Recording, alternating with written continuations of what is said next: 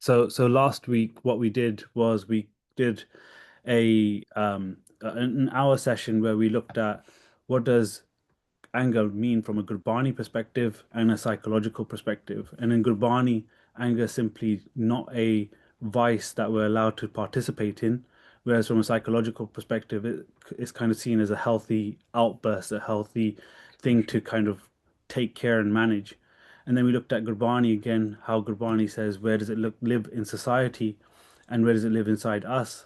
Whereas we talk about in society's perspective, it's deemed as an okay thing. This person is just angry for today. It's just a temporary thing. So we tried to compare and contrast what the difference is between Gurbani psychology and society. And then we looked at the kind of core fundamental differences between a Gurmukh and a Manmukh when it comes to anger. And we'll quickly go through those. Oops, sorry, this is just a recap. So in Gurbani, anger is simply not part of the mind. Us as a Gurmukh, when you talk to a Gurmukh, they see themselves as part of such. So Mantu Jyotsrup hai apna mool prashan, and that Jyotsrup doesn't have anger. That Jyotsrup is part of such. Whereas a Manmukh says just normal part of life. This is a normal part. It's a condition of being human.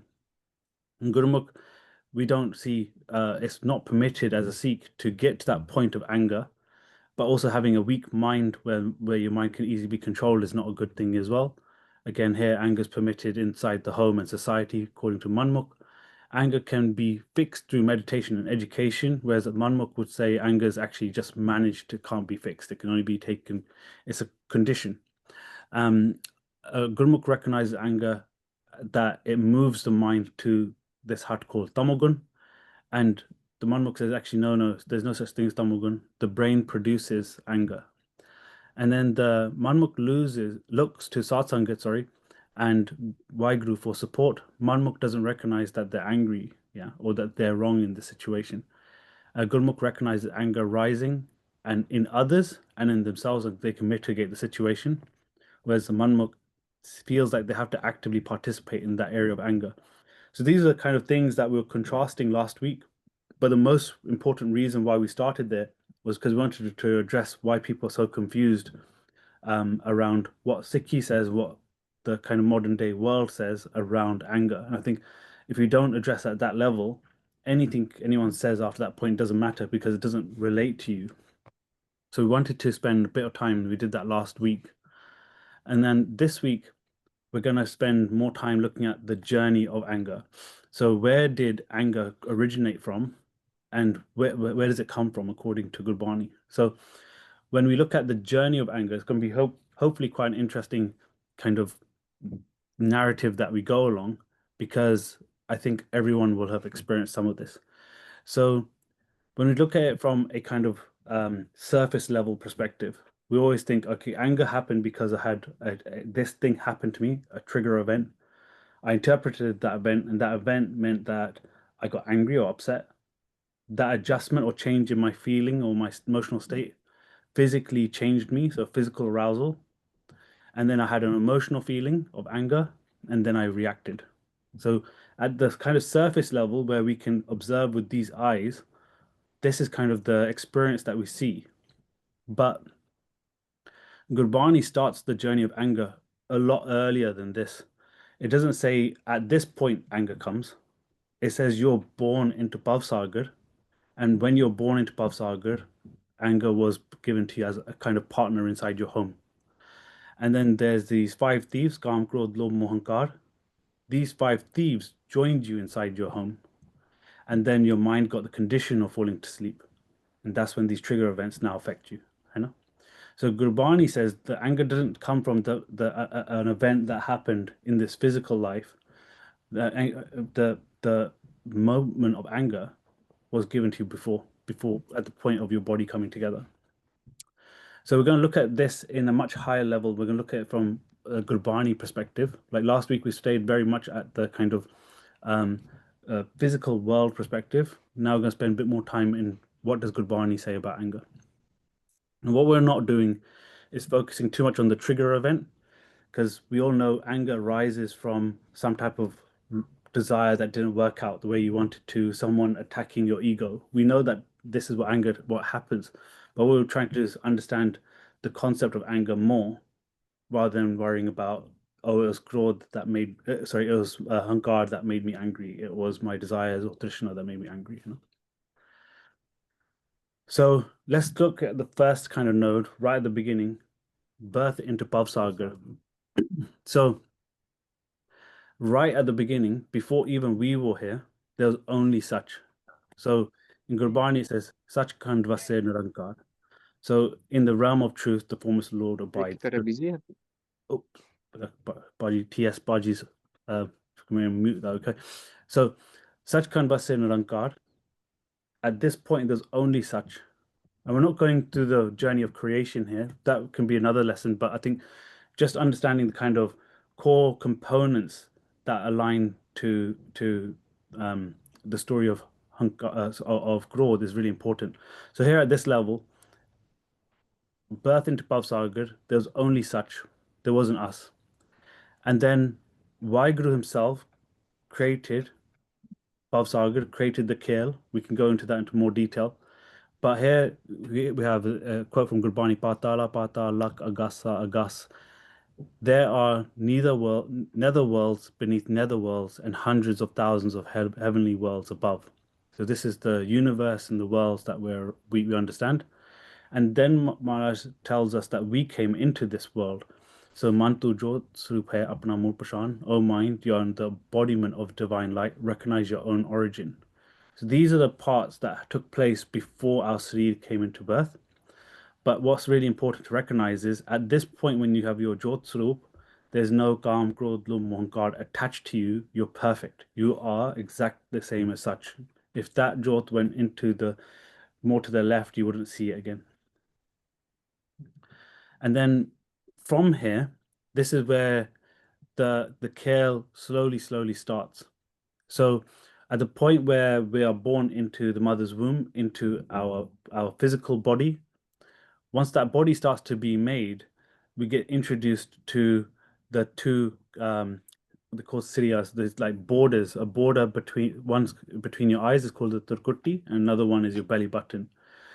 So in Gurbani it says dos ka aap swami. So the kile big se antarjami, which essentially means between these two borders are the play of Bhavsagar, the play of the kale. But when we're talking about the body itself, oh man, when you were coiled in the womb upside down, you were absorbed in meditation. So at this point, even though those two borders came into effect, we weren't bound by them. We were constantly connected to such. We were in a state of sun continuously. That's where we lived. We stayed inside that state of sun continuously. So at this point, there's no growth yet. No, the baby's not upset or angry. The baby's constantly attached to such. But what's important at this point is the two Syria, those two borders between us and such, have started to be physically manifested. So we're now still in we're still in this state where we're connected to such, but we aren't impacted by it yet. We aren't impacted by Kam, Krodh, Lobh, Mohankar. At the point of birth, where we have our first swas, leaving the womb, you have entered the circle of friends. You have forgotten the Lord from your mind. So at this point in Gurbani, I was trying to find the quote. Unfortunately, couldn't find it. There's a quote where it talks about the baby the first attachment of the baby is with milk and food, obviously. And this attachment then slowly grows. The attachment to things you can see, things you can taste, starts to grow, and then the disconnection from the Shabbat starts to slowly stop.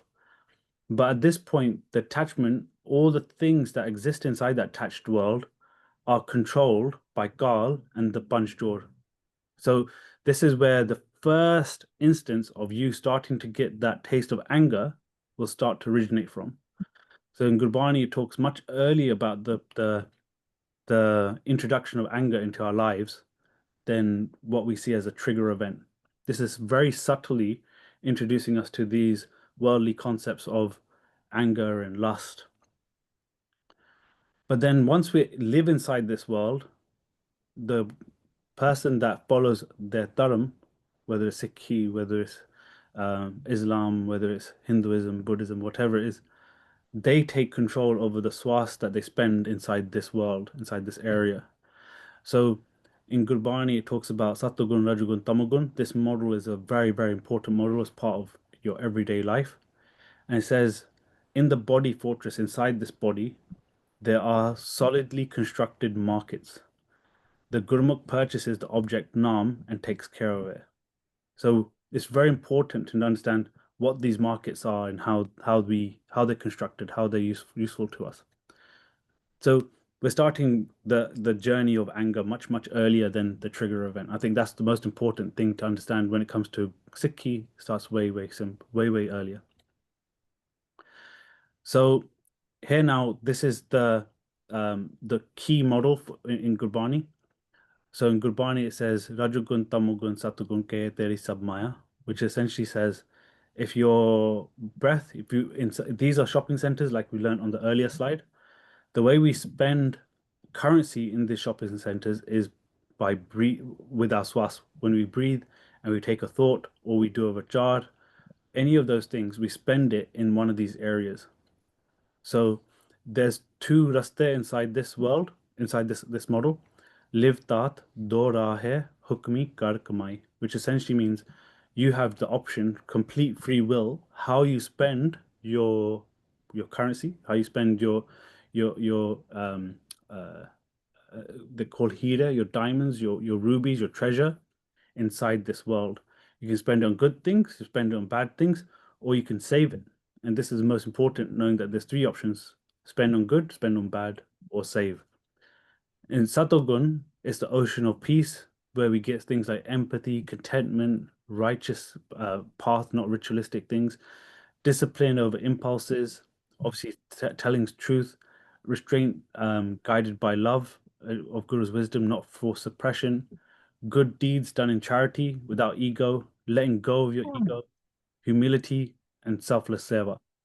So these are all good things, but the reason why they're still controlled by Maya is it's done with subtle ego, a very thin layer of ego inside your mind that you still exist, that you did these things, that you're telling the truth, that you're doing seva, that you're doing charity.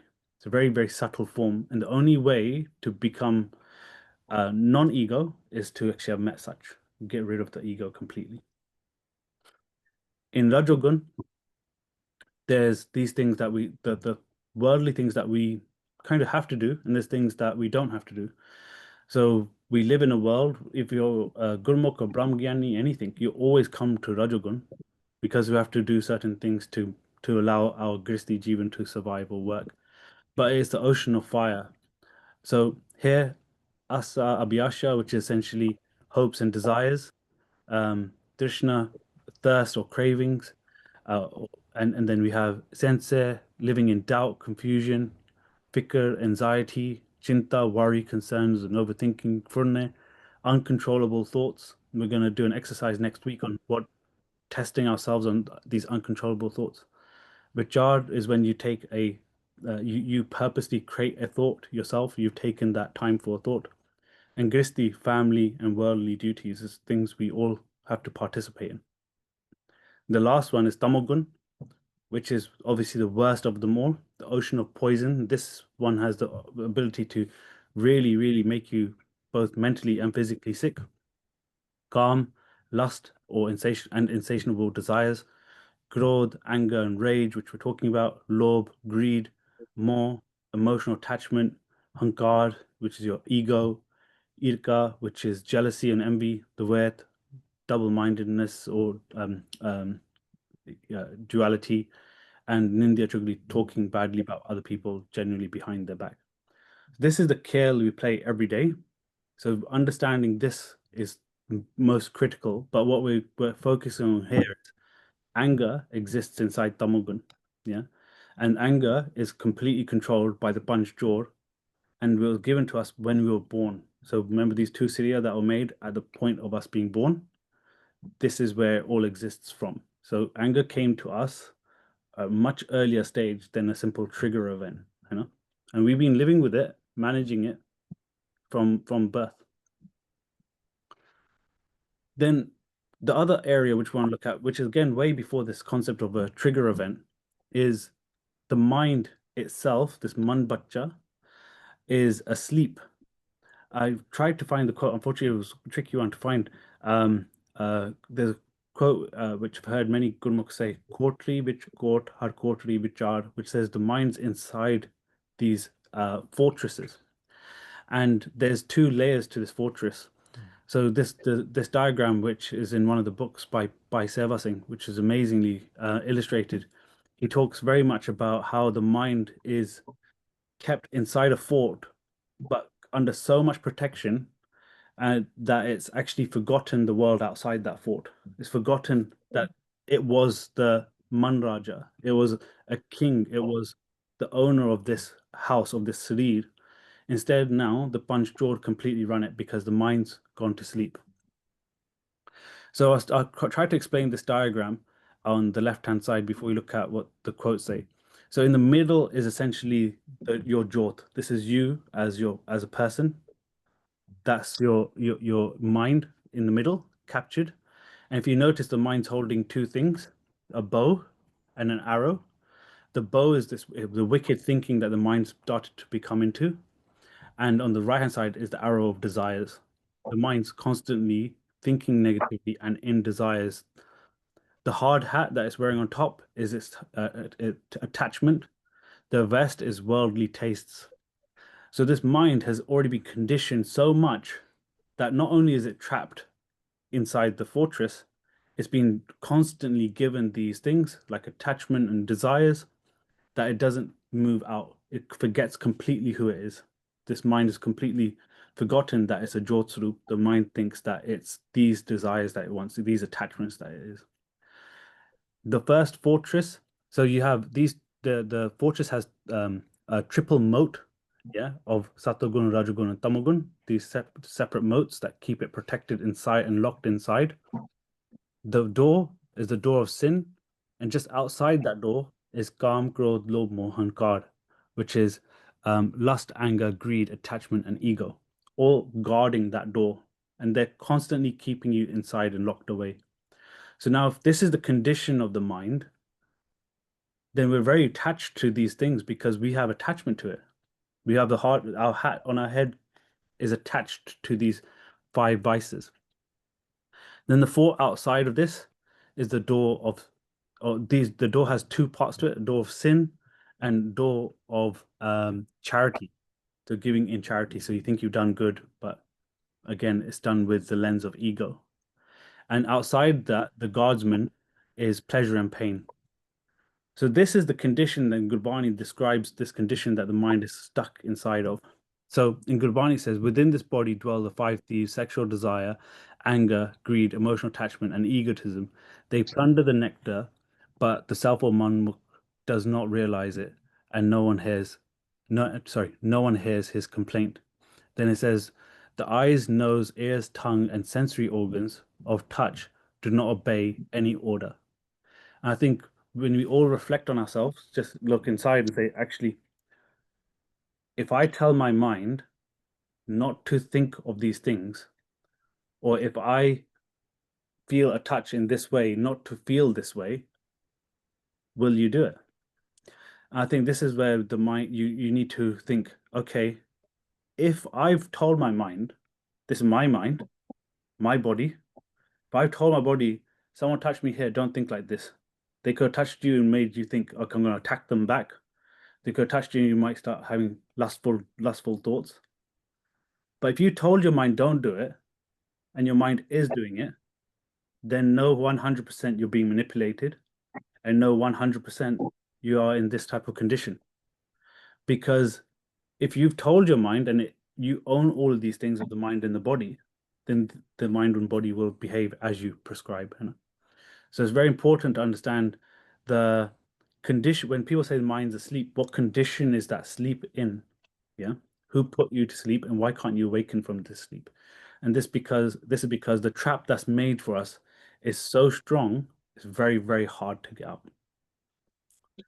So before we continue, what I wanted to do was we'll do I think we got a 10-minute slot for Simran, and then we'll come back and talk about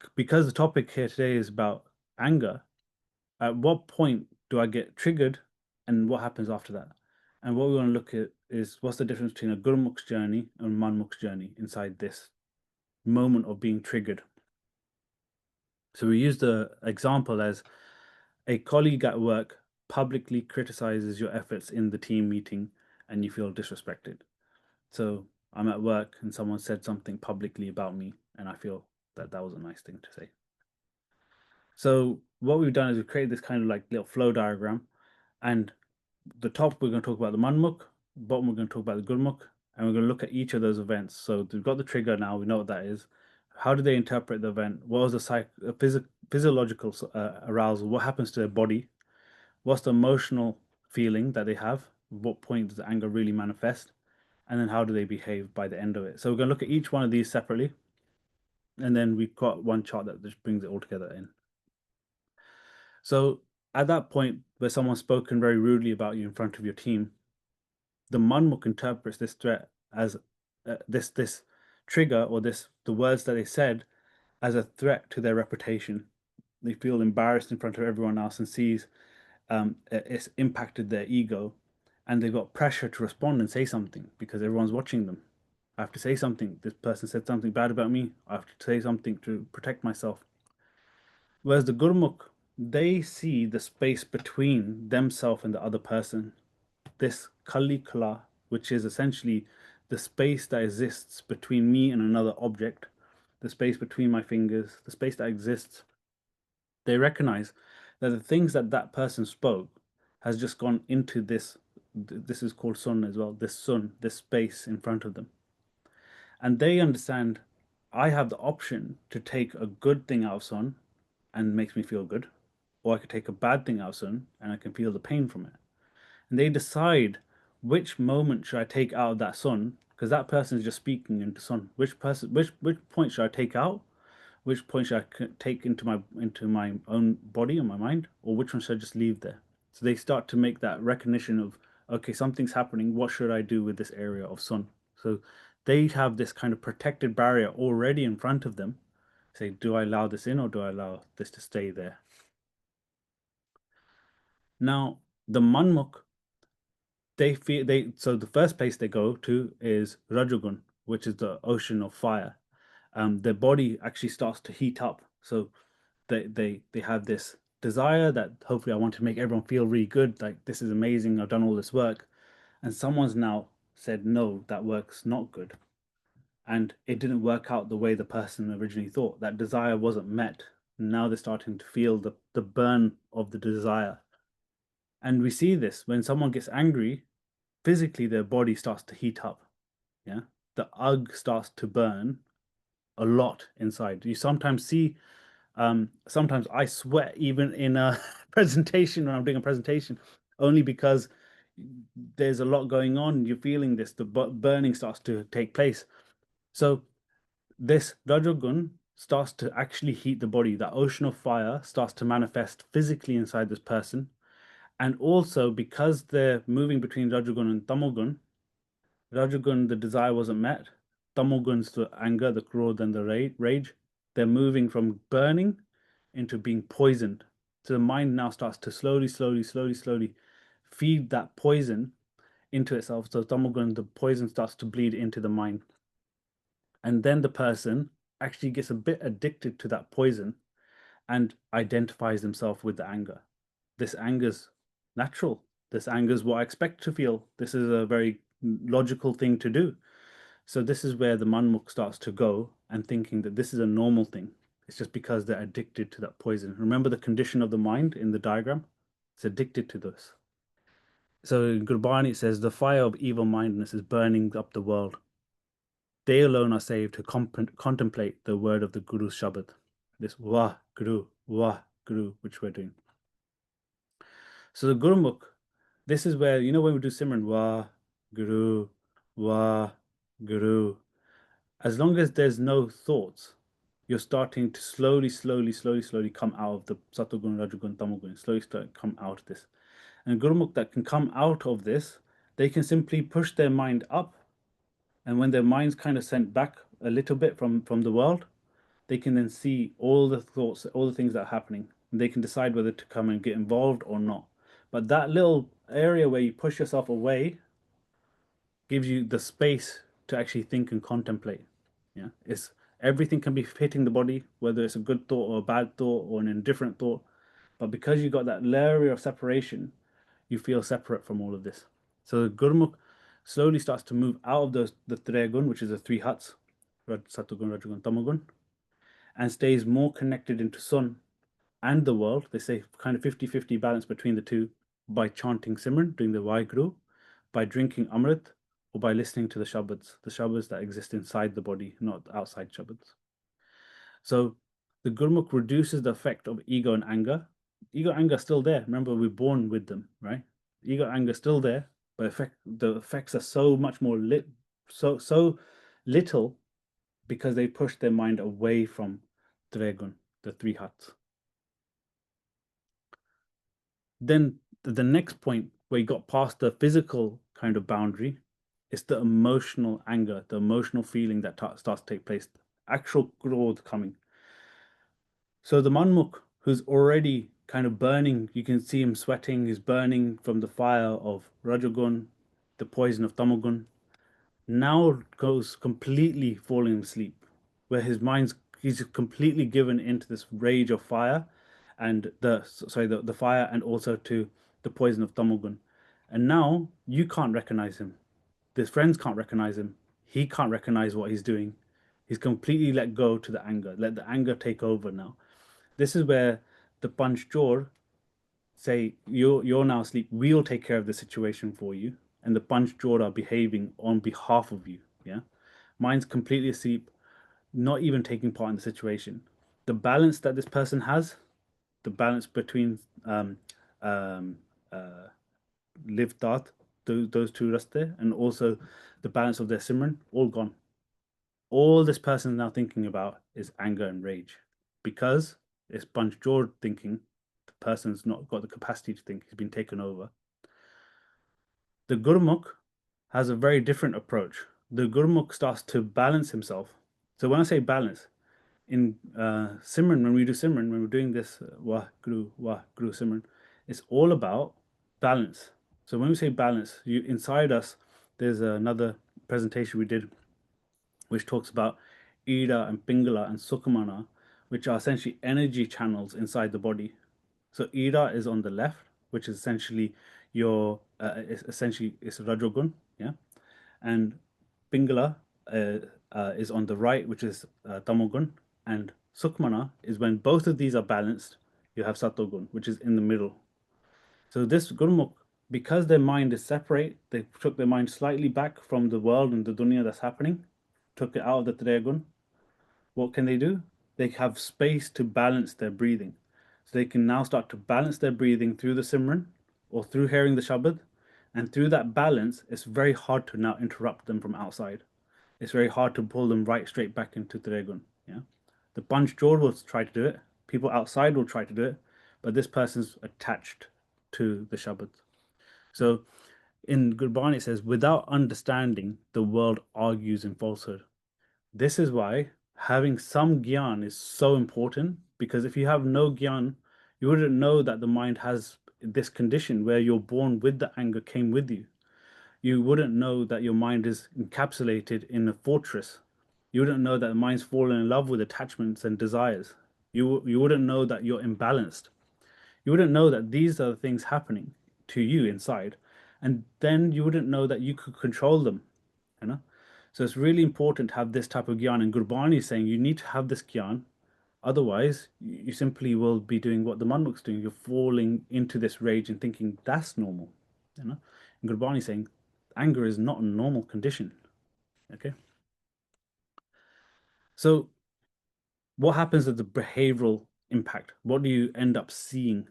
So the Manmukh will speak out of line, and sometimes you hear people saying, "I wish I never said that," you know, and they say something they regret.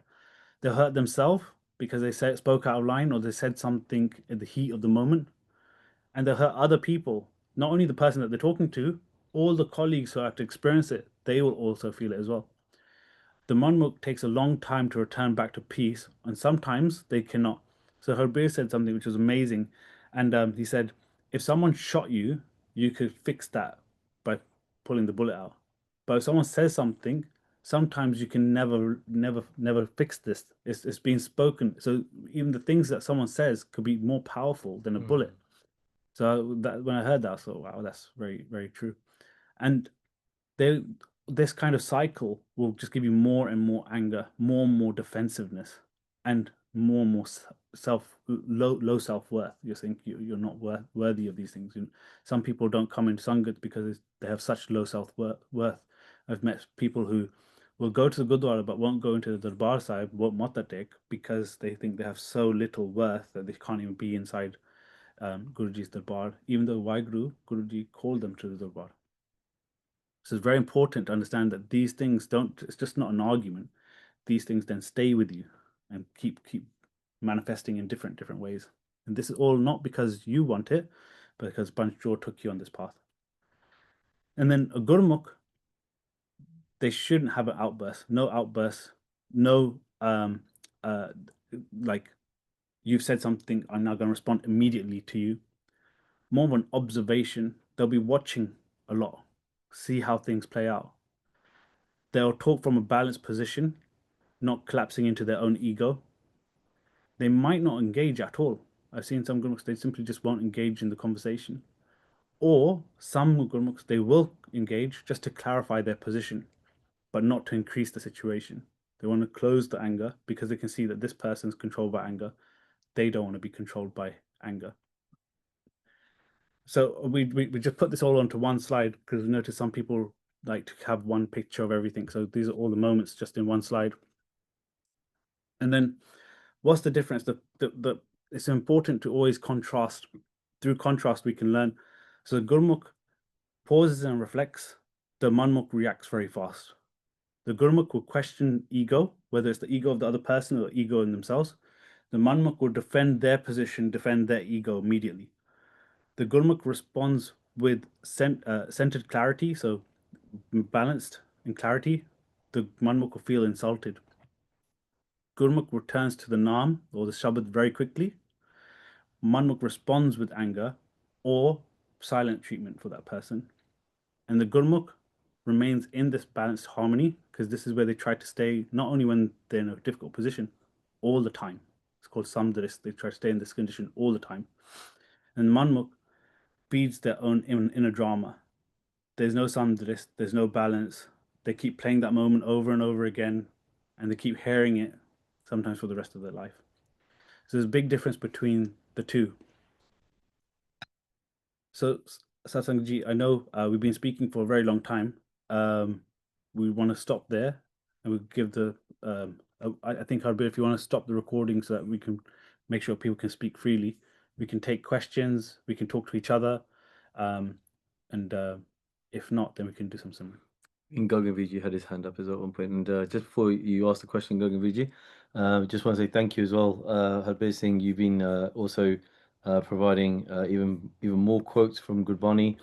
T.S. Baji as well, you've also been adding more Gurbani quotes as well. That we will definitely be looking in those. And I've already read some of them, so some of them are really, really great. So we'll be adding those and updating the presentation according to those as well. So thank you so much for those. And this is again, we're not psychiatrists. This is not medical advice that we're trying to give, but you can now see that also inside of these, inside of Gurbani, he doesn't just say it once; he says it many, many times in terms of how we can go ahead and